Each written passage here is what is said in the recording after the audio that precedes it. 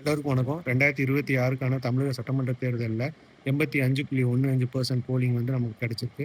இது மக்கள் தன்னெழுச்சியா, சந்தோஷமா, குடும்பம் குடும்பமா ஒரு ஃபெஸ்டிவல் மோட்ல வாக்களிச்சதுனால நமக்கு கிடைச்ச போலிங் பெர்சன்ட்.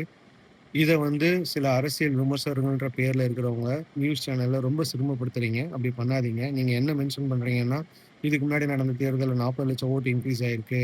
இந்த தேர்தல்ல வெறுமனே 22,00,000 ஓட்டுலருந்து 25,00,000 ஓட்டு வரைக்கும் தான் இன்கிரீஸ் ஆயிருக்கு. அதனால இது ஒண்ணும் அந்த அளவுக்கு ஒண்ணும் ஸ்பெஷலான தேர்தல் இல்ல.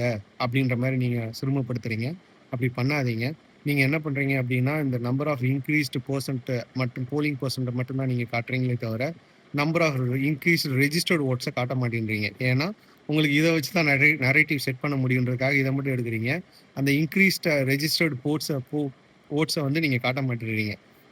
ஃபார் அன் எக்ஸாம்பிள் 2011ல பார்த்தீங்கன்னா, 4,71,00,000 இருந்த ரெஜிஸ்டர்ட் வோட்ஸ் வந்து 2016ல 5,77,00,000 மாறிருச்சு. அதே நேரத்தில 2021ல 6,29,00,000 ஓட்டா இன்கிரீஸ் ஆயிருக்கு. சரிங்களா? இப்போ 2011 காட்டிலும் 2016ல 1,06,00,000 ஓட்டு இன்கிரீஸ் ஆயிருக்கு. ஆனா, அங்க போலிங்ல ஆனது 55,00,000 ஓட்டு தான் போலிங் ஆயிருக்கு. சரிங்களா? ஆனா, இங்க 2021ல 2016 காட்டிலும் 52,00,000 ஓட்டு இன்கிரீஸ் ஆயிருக்கு. அங்க போலிங்ல போட்டது 26,00,000 மட்டும் தான். ஸோ 2யும் நீங்க கம்பேர் பண்ணீங்கன்னா, 50% கூட ரீச் ஆகல. ஆனால் 2026 பொறுத்தவரைக்கும் எஸ்ஐஆர்ன்ற ஒரு ரீசன்னால நமக்கு 74,00,000 ஓட்டு டெலிஷன் ஆயிருச்சு.